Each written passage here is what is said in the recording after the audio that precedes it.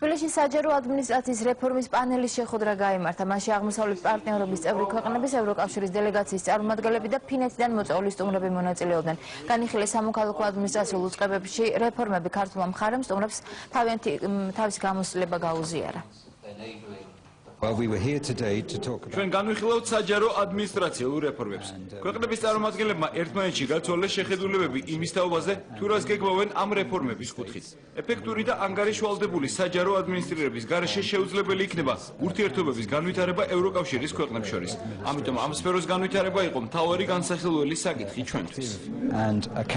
რეფორმირებული და წარმატებული ქართული საჯარო სამსახური უკვე იქცა მოდელად არა მხოლოდ ევროკავშირის არაწევრ სახელმწიფოებისთვის, ასევე ევროკავშირის წევრი სახელმწიფოებისთვის. სწორედ ამიტომ წელს უკვე მეორე ტარდება შეხვედრა თბილისში აღმოსავლეთ პარტნიორობის ფარგლებში, სადაც ჩვენს გამოცდილებას უზიარებთ ჩვენს კოლეგებს სხვადასხვა ქვეყნებიდან, ევროკავშირის სხვადასხვა წევრი ქვეყნებიდან.